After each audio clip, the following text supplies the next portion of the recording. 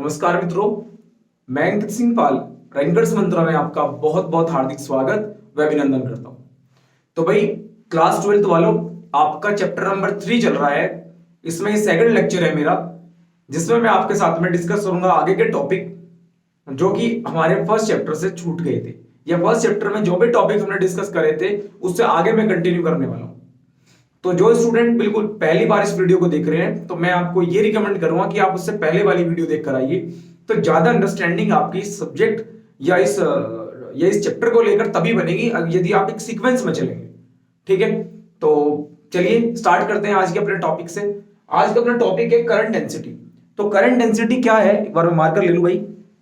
तो current density क्या है, इसको हम समझते हैं। देखो, करंट डेंसिटी के बारे में मैं आपको बता दूं कि ये ऐसा चैप्टर है, मतलब ये एक ऐसा टॉपिक है कि ये टॉपिक आपको आने वाले चैप्टर्स में भी हेल्पफुल होने वाला है। तो इसको बहुत ढंग से और आराम से आप समझिएगा। ठीक है, चलो तो कॉपी पेन निकाल लो और नोट्स बनाने कर दो स्टार्ट। ठीक है, चलो, क्योंकि अपने हाथ से बने नोट्स बेस्ट होते हैं, आप किसी के नोट्स के पीछे मत भागिए।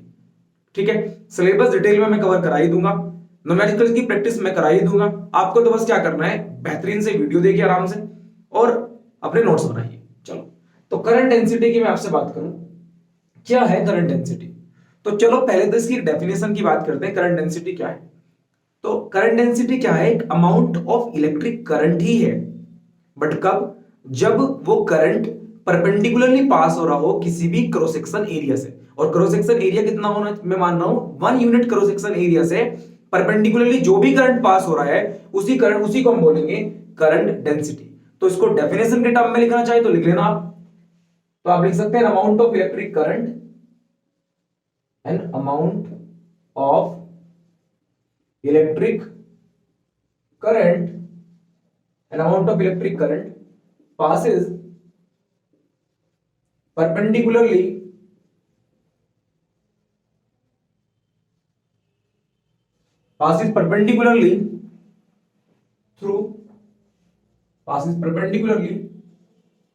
through the unit cross section area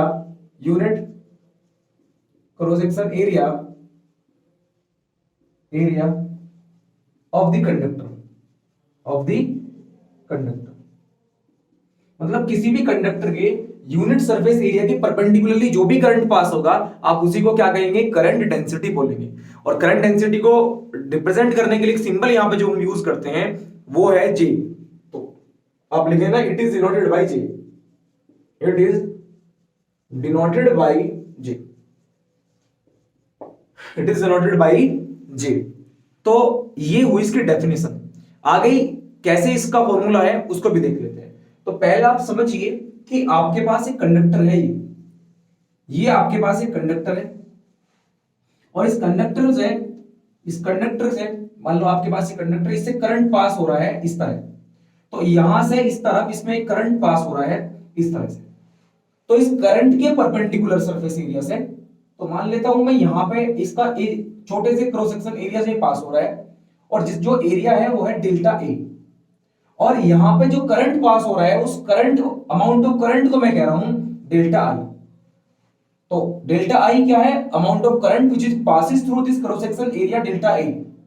तो यहां पे आपको बताऊं करंट डेंसिटी क्या होगी। तो करंट डेंसिटी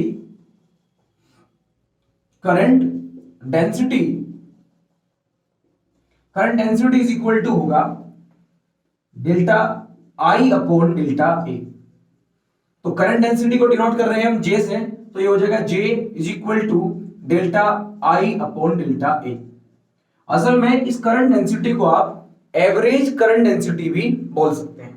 ठीक है, इस करंट डेंसिटी को आप एवरेज करंट डेंसिटी भी बोल सकते हैं। तो अपने पास मान लो ये आ गया average current density delta I upon delta A. ठीक है, इस एरिया से डेल्टा आई करंट जो पास हो रहा है, यहां पे जो करंट डेंसिटी है वो J bar is equal to delta I upon delta A. ठीक है, समझे आप? तो ये करंट डेंसिटी का फॉर्मूला हो गया। अब आप सोचते होंगे, आपके मन में एक क्वेश्चन उठ रहा होगा कि सर ये डेफिनेशन कहां से बनी है। देखो, डेफिनेशन बनी है इस फॉर्मूले से। आप इस फॉर्मूले को समझो। देखो, अगर इस केस में अगर मैं ये मान लूं कि if delta A is equal to 1 metre square, अगर जो एरिया है जिस यूनिट एरिया से ये करंट पास हो रहा है, अगर वो अगर एरिया 1 मीटर स्क्वायर हो जाए तो वहां पे आप देखो तो आप कहेंगे sir J bar is equal to हो गया डेल्टा आई, और अपॉन 1 को कोई सिग्निफिकेंस है नहीं यहां, तो ये हो गया डेल्टा आई अपॉन 1, यानी कि J bar is equal to हो गया डेल्टा आई। तो इसको मैं ऐसे बोल सकता हूं ना J bar is equal to delta I को, कि जे बार यानी कि current density change in current के या अमाउंट ऑफ करंट के इक्वल ही है जब वो करंट पास हो रहा हो यूनिट क्रॉस सेक्शन एरिया से। जब वो यूनिट क्रॉस सेक्शन एरिया से करंट पास हो रहा हो तो वहां पे जो डेंसिटी होगी, वहां पे जो करंट पास होगा उसी को हम बोलेंगे करंट डेंसिटी। यहां तक समझे क्या आप? तो ये डेफिनेशन बनी है यहां से। तो आपके लिए फिलहाल यहां जरूरी इतना सा है कि J bar is equal to हो गया डेल्टा आई। ये हुआ अपना करंट डेंसिटी इस डेल्टा ए सरफेस के लिए। अगर इस सरफेस पे एक पॉइंट है पी लेट से, और इस मान लेते हैं इस सरफेस पे डेल्टा ए सरफेस पे क्रॉस सेक्शन एरिया पे एक पॉइंट है पी, यहां से मैं आपसे पूछूं कि कितना करंट डेंसिटी होगी, कितनी होगी करंट डेंसिटी, तो बताओ आप सोचो इस पॉइंट पी पर कितनी करंट डेंसिटी होगी। तो आप फिर वही कहोगे कि सर इस पॉइंट का से करंट कितना पास हो रहा है वो डेल्टा आई ऊपर लिखो, साथ में इसका एरिया नीचे लिखो, अरे यही तो लिखोगे आप। तो मैं अगर आपसे कहूं करंट डेंसिटी एट पॉइंट, यहां पे लिख देते हैं, चलो इधर, ठीक है, यहां पे लिखते हैं current density at point P, current density at point P. Point P पर करंट डेंसिटी क्या होगी, पॉइंट पी पर करंट डेंसिटी क्या होगी। अब आप एक बात बताओ, इसका जो एरिया है, पॉइंट का एरिया ऑलमोस्ट क्या है, लगभग 0 के बराबर है, टेंस टू 0 है। तो यहां पे असल में आएगी इंस्टेंटेनियस करंट डेंसिटी, है ना, इंस्टेंटेनियस करंट डेंसिटी की यहां पे बात होगी। चलो ठीक है, तो अगर तो यहां पे हो जाएगा current density J is equal to limit delta A tends to 0।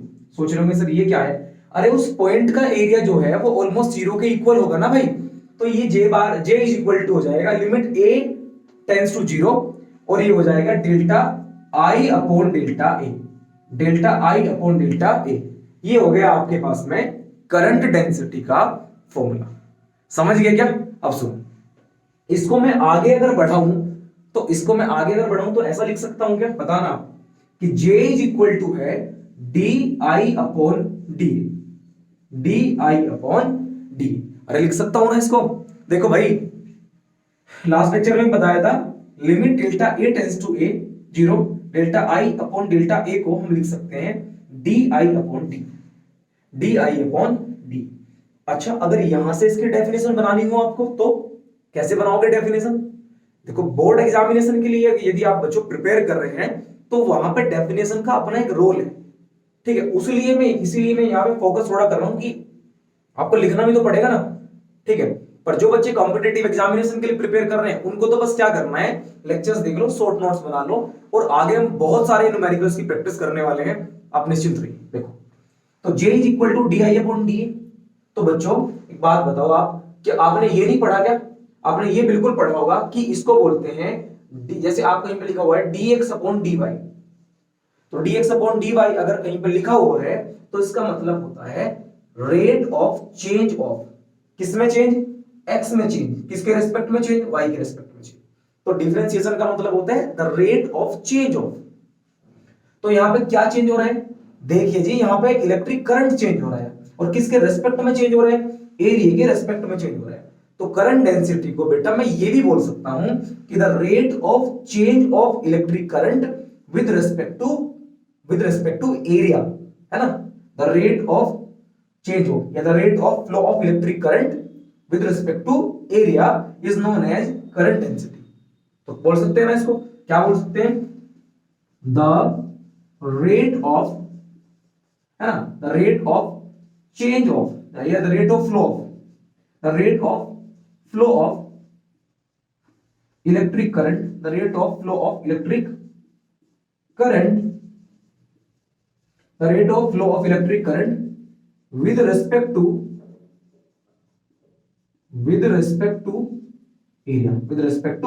area is known as current density, is known as current density। Clear हुआ भाई? यहां तक आपको बात क्लियर होगी करंट डेंसिटी क्या है।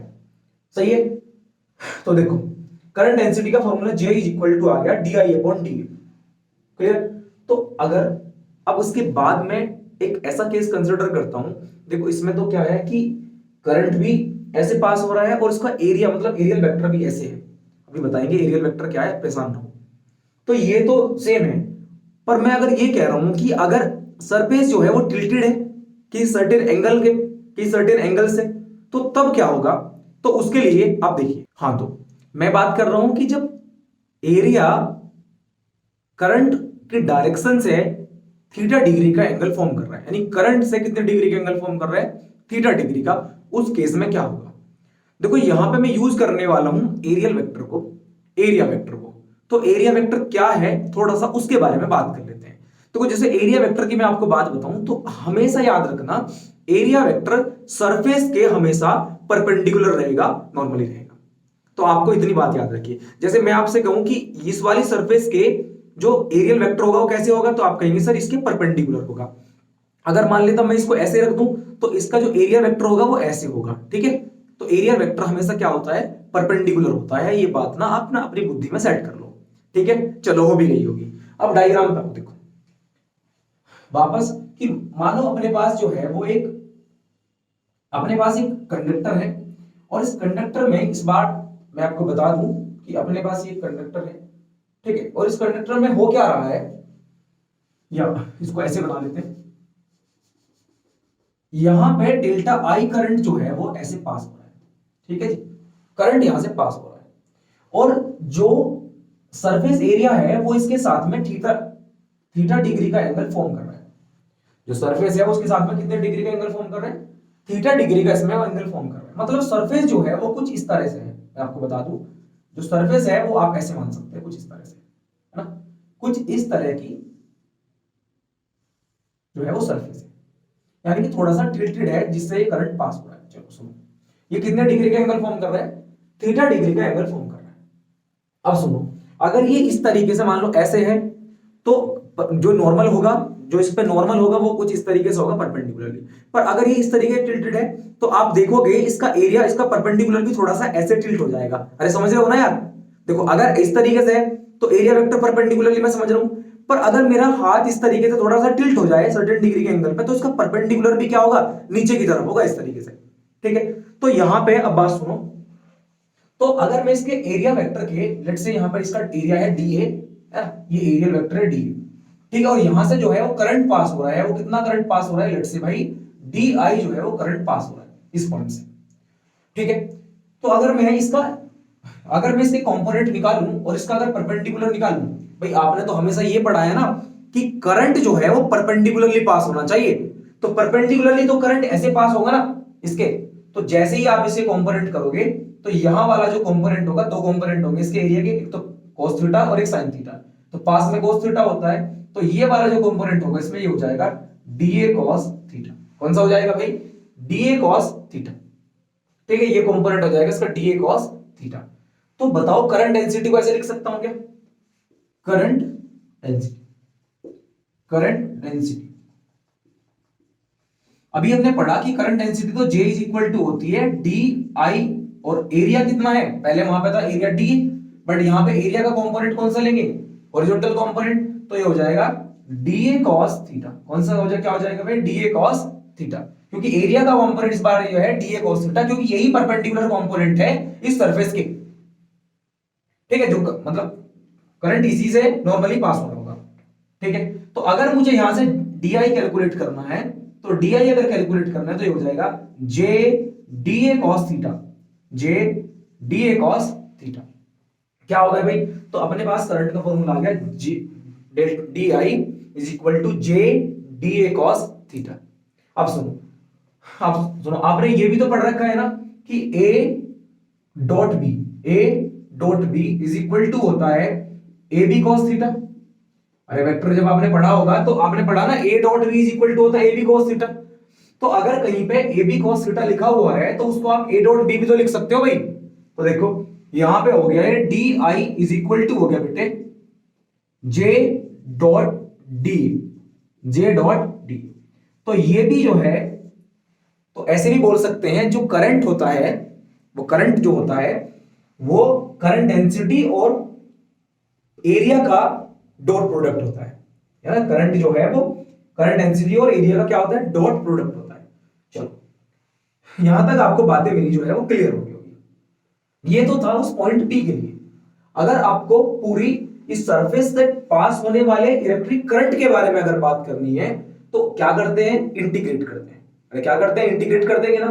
तो इंटीग्रेट कर देंगे पूरी सरफेस एरिया से कितना करंट पास हो रहा है। तो यहां से हो जाएगा, देखो डी आई का जैसे ही आप इंटीग्रेट करेंगे ना, इधर डी आई है ना, इंटीग्रेट का मतलब होता है समेशन, जोड़ना। अभी तो इस छोटे से पॉइंट से करंट पास की बात हो रही है, और जब मेरे पूरी सरफेस से पास होगा तो उसको क्या करेंगे, उस छोटे छोटे पॉइंट वाले को ऐड कर देंगे, यानी कि उसके लिए हमारे पास टेक्निक है इंटीग्रेशन की। तो ये D I is equal to हो गया अपने पास जे डॉट डीए का इंटीग्रेशन, जे डॉट डीए का इंटीग्रेशन। तो यानी कि आई इज इक्वल टू अपने पास आ गया formula J dot D, J dot D. तो यहां तक आपने देखा करंट डेंसिटी के बारे में सब कुछ। अब करंट डेंसिटी से जुड़े हुए कुछ इंपॉर्टेंट फैक्ट्स के बारे में हम बात कर लेते हैं। वो फैक्ट आपकी एग्जामिनेशन के लिए बहुत जरूरी है भाई। अगर आप बोर्ड एग्जामिनेशन को प्रिपेयर कर रहे हैं तो उन फैक्ट्स से क्वेश्चन डेफिनेटली बनते हैं, छोटे छोटे। ठीक है, चलो उनको देखते हैं। तो भाई चलो मान लो, अब आप मानो कि आपके पास एक कंडक्टर है। ठीक है, आपके पास एक कंडक्टर है और आपने देखा कि भाई उस कंडक्टर से जो, ये इंपॉर्टेंट फैक्ट्स मैं लिखवाऊंगा भाई मैं आपको। ये कंडक्टर है और मान लेता हूं इसमें जो इलेक्ट्रिक करंट है वो ऐसे पास हो रहा है, और इसका जो एरिया है वो लेट से ए है, और यहाँ पे जो करंट पास हो रहा है वो आई हो रहा है। ठीक है, तो करंट डेंसिटी आप बोलेंगे sir J is equal to होगा सर आई अपॉन ए, है ना। J इज इक्वल टू क्या कहेंगे आप सर, होगा आई अपॉन ए। अगर मैं इसकी यूनिट की बात करूं तो यूनिट क्या बताएंगे आप, unit of current density, unit of current density. Current density की यूनिट क्या है, यूनिट ऑफ करंट डेंसिटी अगर मैं आपसे पूछूं तो क्या बताओगे आप। तो देखो यूनिट जब भी कोई आपसे टीचर पूछे ना, तो यूनिट के बारे में तो बस इतना सा है कि यूनिट कैसे पता होती है, यूनिट पता करते हैं फॉर्मूले से। और हमारे पास फॉर्मूला क्या है आप देख लो, J is equal to I upon A. I क्या है, यहाँ पे इलेक्ट्रिक करंट है। अरे आई क्या है, इलेक्ट्रिक करंट। तो इलेक्ट्रिक करंट की यूनिट क्या होती है, एम्पियर, और एरिया है मीटर, एरिया की यूनिट होती है मीटर स्क्वायर। तो यहाँ पे हो जाएगा, इसकी यूनिट हो जाएगी ampere upon metre square, ampere upon metre square जो है वो इसकी यूनिट है। अच्छा, अगर डायमेंशन फॉर्मूले की बात करूं भाई मैं, dimension dimension formula, dimension formula of J, current density के डायमेंशन फॉर्मूले की बात करूं तो वो भी हम इसके फॉर्मूले से कैलकुलेट करते हैं। तो करंट को डिनोट करने के लिए आई है, मतलब इसका एम्पियर वाला सिंबल ए है, और एरिया होता है लेंथ इनटू ब्रेथ, यानी कि इसके लिए जो डायमेंशन फॉर्मूला है वो है एल स्क्वायर। तो इसका जो डायमेंशन फॉर्मूला आ जाएगा वो आ जाएगा m0 l2 l-2 a1। तो ये हो गया इसका डायमेंशन फॉर्मूला। अरे 2 पर पहुंचेगा तो माइनस के 2 हो गया ना, तो ये हो गया इसका डायमेंशन फॉर्मूला। ठीक है भाई, m0 l-2 a1। तो ये डायमेंशन फॉर्मूला हुआ करंट डेंसिटी का। अच्छा, करंट डेंसिटी एक कैसी क्वांटिटी है, तो ये एक वेक्टर क्वांटिटी है। कैसी क्वांटिटी है बेटा, एक वेक्टर क्वांटिटी है। तो अगर ये एक वेक्टर क्वांटिटी है, यहां पे थोड़ा समझने वाली बात है, अगर करंट एक वेक्टर क्वांटिटी है, सॉरी अगर करंट डेंसिटी एक वेक्टर क्वांटिटी है तो इसकी कुछ ना कुछ तो डायरेक्शन होगी, क्योंकि हम सभी जानते हैं कि करंट वेक्टर क्वांटिटी की कुछ ना कुछ तो डायरेक्शन होती है। तो इसकी डायरेक्शन क्या होगी, तो उसकी मैं बता दूं, करंट डेंसिटी की जो डायरेक्शन होती है भाई, करंट डेंसिटी की डायरेक्शन होती है डायरेक्शन ऑफ इलेक्ट्रिक करंट, यानी कि जिस करंट में जिस डायरेक्शन में इलेक्ट्रिक करंट पास हो रहा है वही होती है डायरेक्शन ऑफ करंट डेंसिटी। और we can say that the direction of electric field भी होती है डायरेक्शन ऑफ करंट डेंसिटी। तो डायरेक्शन ऑफ करंट डेंसिटी समझे, तो ये वेक्टर क्वांटिटी है जो इसकी डायरेक्शन होती है, जो ऑलवेज डायरेक्टेड होता है, directed along with electric current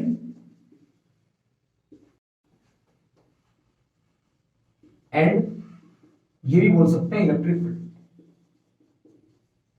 electric field,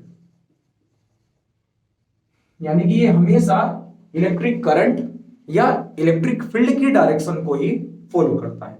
तो वेक्टर क्वांटिटी है, डायरेक्शन क्या होगी, वही डायरेक्शन होगी जो कि डायरेक्शन इलेक्ट्रिक करंट की है या इलेक्ट्रिक फील्ड की है। चलिए, इतनी बातें समझ में आ गई आपको, ठीक है। अब इसमें बस एक ही पॉइंट बचा है, उस पॉइंट को आप फोर्थ पॉइंट को करके आप यहां पे लिख लो, और ये इंपॉर्टेंट पॉइंट है। देखो इंपॉर्टेंट पॉइंट है, थोड़ा समझने वाला भी है। आप मुझे एक बात बताओ, क्या करंट डेंसिटी, आप मुझे बताओ क्या करंट डेंसिटी एरिया पर डिपेंड करती है क्या? सोच लो, क्या करंट डेंसिटी बेटा एरिया पर डिपेंड करती है क्या? तो देखो ये एरिया पर डिपेंड करती है। इससे पहले आपने देखा था करंट एरिया पर डिपेंड नहीं करता था, बट करंट डेंसिटी जो है वो एरिया पर डिपेंड करती है। अगर मैं यहां से आई की वैल्यू निकालूं तो आप कहोगे sir I is equal to हो जाएगा सर जे, और मैंने बताया था कि करंट जो है वो एरिया पर डिपेंड नहीं करता, तो आई तो कांस्टेंट रहेगा, कि अगर ये एरिया पर डिपेंड नहीं करता तो ये तो भाई कांस्टेंट रहेगा ना यार। तो अगर ये कांस्टेंट रहेगा तो मैं ये बोल सकता हूं कि J is inversely proportional to A, है ना, J is inversely proportional to A। तो इसका मतलब तो ये हुआ ना, इसका मतलब तो ये हुआ ना कि अगर मैं जैसे ही एरिया को इंक्रीज करूंगा ऐसे ही करंट डेंसिटी क्या हो जाएगी, डिक्रीज हो जाएगी, क्योंकि current density is inversely proportional to surface area और cross sectional area through which electric current will be passes. ठीक है, तो इसका मतलब ये हुआ कि अगर मैं एरिया को किसी तरह इंक्रीज कर दूं तो करंट डेंसिटी ऑटोमेटिकली क्या होगी, डिक्रीज हो जाएगी। या इसका वाइस वर्सा, अगर एरिया को आप क्या कर रहे हैं, अगर आप एरिया को इंक्रीज कर रहे हैं, एरिया को इंक्रीज करेंगे तो वो डिक्रीज हो जाएगी, पर अगर आप एरिया को डिक्रीज कर देंगे, अगर आप एरिया को डिक्रीज कर देंगे तो करंट डेंसिटी जो है वो इंक्रीज हो जाएगी। तो ये है इसकी डिपेंडेंसी ऑन दी एरिया। तो करंट डेंसिटी एरिया पर डिपेंड करती है, हाँ जी बिल्कुल करती है, करंट डेंसिटी एरिया पर डिपेंड। ठीक है, चलो अब तक आपने करंट डेंसिटी के बारे में बहुत कुछ पढ़ लिया। मैंने आपसे कहा था कि हम जो पढ़ेंगे वो टॉपिक वाइज पढ़ेंगे। कोई भी टॉपिक कर रहे हैं, उस टॉपिक के बाद में उसी के न्यूमेरिकल करा देंगे, जिससे कि आपकी जो समस्या होती है ना कि सर थ्योरी समझ में आ जाती है, सर डेरिवेशन समझ में आ जाता है, सर न्यूमेरिकल समझ नहीं आते, तो भाई न्यूमेरिकल जो है हम टॉपिक वाइज टॉपिक जो भी पॉसिबल न्यूमेरिकल बन सकते हैं यहां तक, उन सभी को मैं आपके साथ में बिल्कुल अभी डिस्कस करने वाला हूं। तो देखिए अपना फर्स्ट न्यूमेरिकल, तो देखो भाई ये फर्स्ट न्यूमेरिकल है अपना। यहां देखो, आपको सबसे पहले जब भी आप न्यूमेरिकल अटेम्प्ट कर रहे हो तो ध्यान सुनो, ध्यान से सुनो मेरी बात। आप सबसे पहले तो वीडियो पॉज करो, अभी न्यूमेरिकल को लिखो और खुद से अभ्यास, खुद से प्रैक्टिस करो, यदि खुद से ट्राई करो, मतलब अब जब आप ट्राई कर ले उसके बाद में आप आंसर मैच करना। अब आप वीडियो चलाकर इसका सॉल्यूशन देख सकते हैं। ठीक है, चलिए आपने कर लिया होगा सारा काम जो मैंने बताया। आपको वीडियो पॉज करना है, क्वेश्चन अटेम्प्ट करना है और उसके बाद में क्वेश्चन का सॉल्यूशन देखना है। तो देखो 5 into 10 to the power 19 electrons are passing per second through an area of cross section 1 millimeter square. Find the current and current density. आपको करंट और करंट डेंसिटी फाइंड आउट करनी है आसान सा क्वेश्चन। जो भी मैंने अंडरलाइन करा है उस पर थोड़ा सा आप ध्यान दो। देखो न्यूमेरिकल करने की क्या टेक्निक होती है उसको बताऊं, तो सबसे पहले तो आपको क्या करना है, देखना है कि इसमें गिवन क्या क्या है, फिर देखना है अपने आप को फाइंड आउट क्या क्या करना है, फिर देखेंगे हमारे पास फॉर्मूले क्या है, फिर तो आ जाएगी वैल्यू। तो चलो देखो क्या गिवन है, नंबर ऑफ इलेक्ट्रॉन्स। तो नंबर ऑफ इलेक्ट्रॉन्स को हम डिनोट करते हैं n से। तो अपने पास गिवन क्या है भाई, अपने पास गिवन है नंबर ऑफ इलेक्ट्रॉन्स। तो नंबर ऑफ इलेक्ट्रॉन्स को किससे डिनोट करते हैं, n से। n की वैल्यू कितनी है, 5 into 10 to the power 9। 5 into 10 to the power 9 electrons है। टाइम कितना है, पर सेकंड। तो टाइम कितना गिवन है आपको, 1 सेकंड टाइम जो है वो गिवन है। उसके बाद में एरिया कितना गिवन है, 1 मिलीमीटर स्क्वायर जो है आपको एरिया गिवन है। क्या फाइंड आउट करना है आपको, आई फाइंड आउट करना है पहले केस में तो, और दूसरे केस में आपको फाइंड आउट करना है करंट डेंसिटी। तो सुनो करंट क्या होता है, आप मुझे बताओ सभी स्टूडेंट, करंट होता क्या है। तो आपने पढ़ा था ना कि सर करंट होता है rate of flow of electric charge per second through a conductor is known as electric current. आपने यही तो पढ़ा है ना भाई बच्चों, अरे यही तो पढ़ा है ना भाई आपने, देख लो चलो परेशान ना हो। तो फॉर्मूला लगा दो, आपने ये पढ़ा है, तो गिवन हो गया था। तो हमने पढ़ा है कि I इज इक्वल टू होता है Q upon T। I is equal to क्या होता है, Q अपॉन T। ये फॉर्मूला है ना, charge per unit time is known as electric current. और आपने बच्चों क्वांटाइजेशन ऑफ इलेक्ट्रिक चार्ज से ये पढ़ा होगा कि Q जो होता है वो होता है प्लस माइनस एन के इक्वल। तो यहां पे तो मैं इसको बोल दूंगा I इक्वल टू हो जाएगा N multiply by E upon T। अरे क्योंकि Q क्या होता है वो N इंटू E होता है multiply by upon T। Value put करो और आंसर आ गया होगा सभी का। तो I इक्वल टू हो गया N कितना है 5 into 10 to the power 9। E कितना है, अरे E कितना है भाई E आपको पता होगा, आप ना बहुत दिनों से पढ़ते आ रहे हैं की वैल्यू। E जो होता है वो फंडामेंटल यूनिट चार्ज होता है ना, फंडामेंटल चार्ज होता है E, जो कि होता है किसी भी इलेक्ट्रॉन पर। ठीक है, फंडामेंटल पार्टिकल पे जो चार्ज होता है उसको बोलते हैं फंडामेंटल चार्ज। ठीक है, तो ये होता है E की वैल्यू, तो सभी स्टूडेंट जानते हैं अपने। चलो मैं इधर लिख दूं 1.6 into 10 to the power minus के 19 कूलम।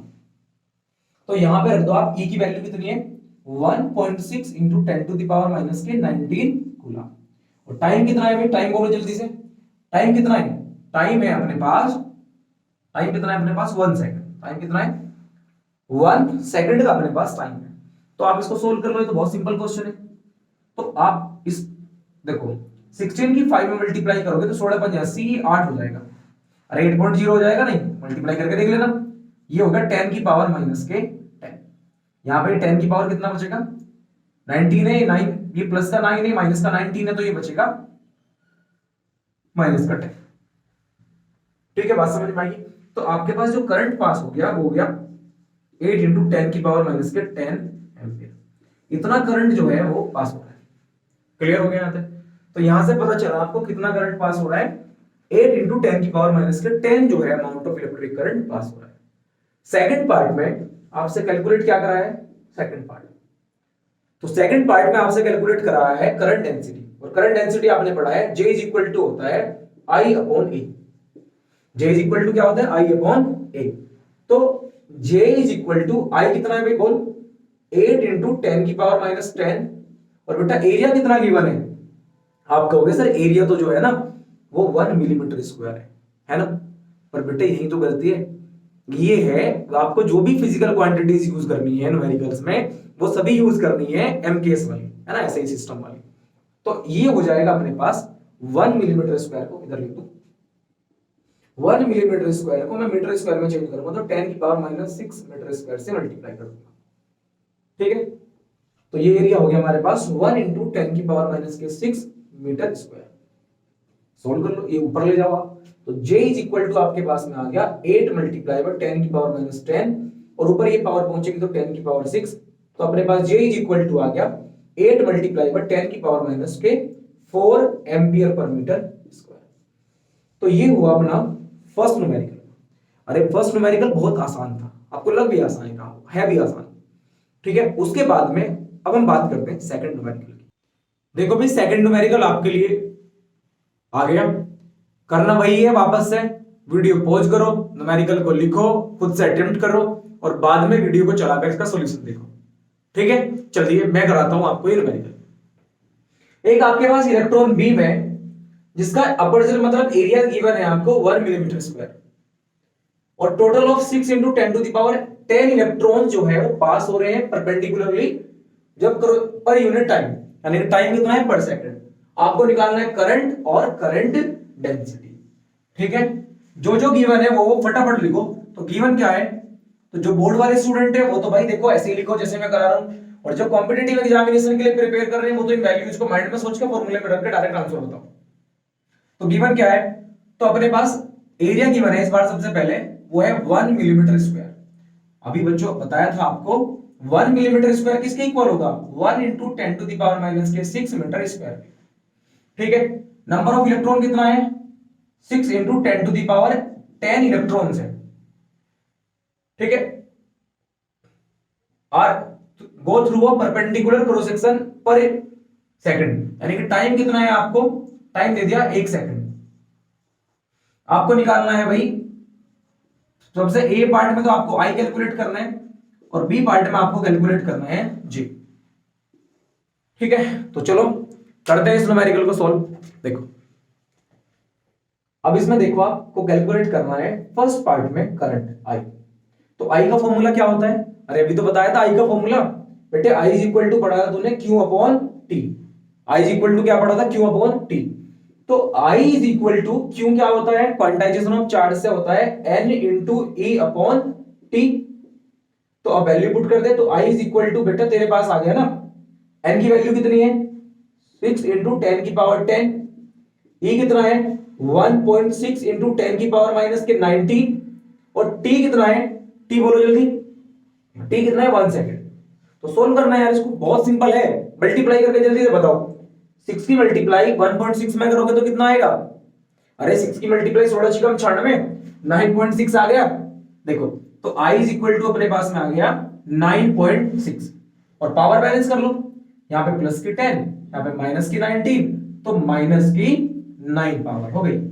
तो ये आ गया आपके पास में इतने एम्पियर का इलेक्ट्रिक करंट।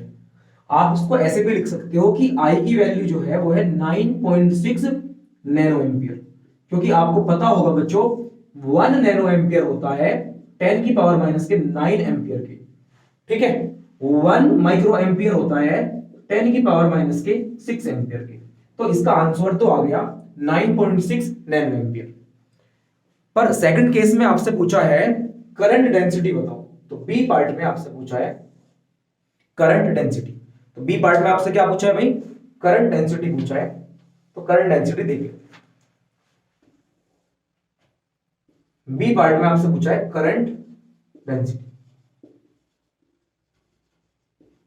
Current density. तो करंट डेंसिटी का फॉर्मूला क्या होता है, J इज इक्वल टू होता है I अपॉन ए।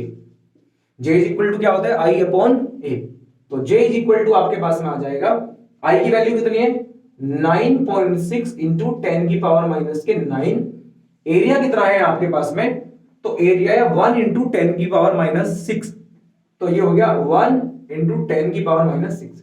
ये पावर ऊपर पहुंचेगी तो J आपके पास में आएगा, J इज इक्वल टू आ गया 9.6, पावर ऊपर पहुंचेगी तो माइनस वाली तो एज इट इज, पर ये माइनस वाली पावर जाके ऊपर हो जाएगी प्लस की, तो बेस सेम होता तो पावर सब्ट्रैक्ट हो जाती है, तो J इज इक्वल टू यानी कि ऐड हो जाती है 9.6 मल्टीप्लाई बाय 10 की पावर माइनस के 3, जो है वो एम्पियर पर मीटर स्क्वायर इसकी करंट डेंसिटी होगी। तो ठीक है, दो न्यूमेरिकल अभी तक हमने देखे, बात करते हैं अपने थर्ड न्यूमेरिकल की। हाँ भाई, तो थर्ड न्यूमेरिकल पे आ गए हम। थर्ड न्यूमेरिकल देखो क्या है, एक आपको चार्ज की इक्वेशन गिवन है, ये आपको चार्ज की इक्वेशन गिवन है और आपसे पूछ रहा है क्या, करंट बताइए, आपसे पूछा है करंट बताइए किस पे, t is equal to 4 second पर, t is equal to 4 second पर आपको बताना है इलेक्ट्रिक करंट। तो आपको याद होगा कुछ टाइम पहले ही मैंने आपको बताया था the rate of flow of electric charge with respect to time is known as electric current. तो यानी कि यहां पे करना होगा हमें डिफरेंशिएशन, क्योंकि डिफरेंशिएशन का मतलब क्या होता है, द रेट ऑफ चेंज हो, है जी। तो हमें पता है कि I इज इक्वल टू है dq upon dt, dq upon dt जो है ये होता है formula, I is equal to dq upon dt। तो सबसे पहले तो हम करंट कैलकुलेट करेंगे, करंट की इक्वेशन फाइंड आउट करेंगे, और उसके बाद में करंट की इक्वेशन के बाद में चाहे वो हमसे t इज इक्वल टू 4 पर पूछे या फिर t इज इक्वल टू 10 पर पूछे, फिर तो बड़े आसानी से कैलकुलेट कर लेंगे। ठीक है भाई, चलो तो देखो, तो I इज इक्वल टू अपने पास हो जाएगा d अपॉन dt, और q की वैल्यू कितनी है 5t square plus 4t plus 10। अब हम करेंगे इसका डिफरेंशिएशन, तो ये हो जाएगा I is equal to differentiation of 5t square with respect to t, similarly differentiation of dt, ये sorry 4t with respect to t, similarly differentiation of 10। ये हमने इसको ऐसे लिख लिया। तो बच्चों डिफरेंशिएट करने का या ना डिफरेंशिएशन करने का टेक्निक आपको पता होगी, नहीं पता चलो मैं आपको बता देता हूं एक्स्ट्रा ज्ञान में। तो इधर आप लिखना एक्स्ट्रा ज्ञान, है ना, अपने लेक्चर में आपको ये एक्स्ट्रा ज्ञान ना जगह जगह पे मिलता रहेगा। एक्स्ट्रा ज्ञान यानी कि बेसिक के लिए, अगर बच्चों x की पावर n का अपने को डिफरेंशिएशन करना है तो उसका फॉर्मूला होता है n x की power n minus 1, n x की पावर n माइनस 1। तो मान लो यहाँ पे 4 पावर है तो 4 पहले आ जाएगा और 4 में से एक पावर कम हो जाएगी, ठीक है। और साथ में दूसरा मैं आपको बता दूं कि किसी भी कांस्टेंट का डिफरेंशिएशन होता है 0।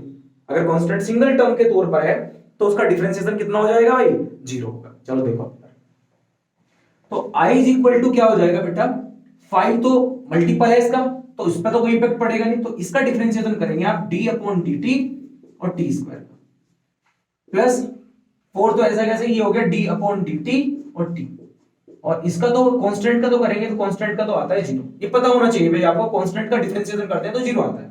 सुना, तो बेटा देख i इज इक्वल टू तुम्हारे पास क्या हो गया, i इज इक्वल टू हो गया 5, और पावर क्या है पहले, तो मैंने आपको बताया था बेटा पावर को लिखना होता है पहले और एक पावर करनी होती है कम, तो पावर को पहले लेकर आ जाए 2 t की पावर 2 - 1 प्लस 4, और ये dt से dt एक बार कैंसिल आउट हो गया 1 टाइम्स, और वो 0 तो हो ही गया। तो आपके पास में क्या आया इधर देख लो, आपके पास में आ गया current i is equal to 5 two 10 t की पावर 2 - 1, तो 1 बचा, i is equal to 10t plus 4, 10t plus 4, ये आ गई आपके पास में करंट की इक्वेशन। तो करंट इस तरीके से फ्लो हो रहा होगा, इस रेट से फ्लो हो रहा होगा, ये आएगा एम्पियर में। आपसे पूछा है t इज इक्वल टू 4, वो आपसे t इज इक्वल टू 0 पूछता, t इज इक्वल टू 1 पूछता, तो आप इसमें वैल्यू पुट करके आंसर ला सकते थे। तो आपसे पूछा है now at t is equal to 4, t is equal to 4 second, तो पुट कर दीजिए बेटा आप यहां पे, तो आपके पास आएगा i is equal to 10 multiply by 4 plus 4, तो i इज इक्वल टू आपके पास में आएगा 10 4 से 40 प्लस 4, तो करंट आ गया आपके पास में 44 एम्पियर। करंट कितना आ गया बेटा 44 एम्पियर। तो आज के इस लेक्चर में बच्चों मैंने आपके साथ में 3 न्यूमेरिकल डिस्कस किए, और साथ में एक बहुत इंपॉर्टेंट टॉपिक है जो है करंट इलेक्ट्रिसिटी, हमने उसको भी देखा। ठीक है, तो बेटा आज के इस लेक्चर में इतना ही है। मैंने आपको बता दिया, आप अगर लेक्चर्स को रेगुलरली फॉलो कर रहे हैं, ठीक है, नोट्स बना रहे हैं, तो आपको इसके अलावा कुछ और पढ़ने की जरूरत है ही नहीं। ठीक है, बहुत सारे न्यूमेरिकल्स की प्रैक्टिस मैं एक अलग वीडियोस लेकर आऊंगा अपने इस रैंकर्स मंत्रा के यूट्यूब चैनल पर ही, आप वो सारी वीडियोस देख सकते हैं कॉम्पिटिटिव एग्जामिनेशन के लिए। ठीक है, और ये लेक्चर्स मेरे जो रहेंगे वो प्योरली, इन लेक्चर्स में मैं कॉन्सेप्ट के साथ साथ में न्यूमेरिकल्स जो है कैटेगरी वाइज डिस्कस करूंगा। जैसे बोर्ड लेवल के न्यूमेरिकल्स का स्टैंडर्ड अलग रहेगा, और कॉम्पिटिटिव एग्जामिनेशन जैसे जेईई नीट जैसी एग्जामिनेशन के लिए मैं प्रीवियस ईयर के क्वेश्चन जो भी इस पर बेस्ड आए होंगे उनको आपके साथ में डिस्कस करूंगा। तो चलिए आज के इस लेक्चर में इतना ही है, पढ़ते रहिए मेरे साथ। ठीक है, आप पढ़िए मेहनत से, हम पढ़ाएंगे मेहनत से। ठीक है, तो जय हिंद, वंदे मातरम।